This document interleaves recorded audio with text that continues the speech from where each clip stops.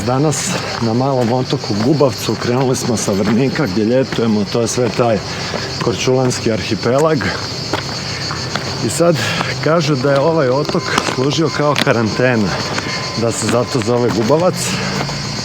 Nisam siguran da li je to skroz točno, ali sam siguran da ne bi ovdje volio biti 14 dana.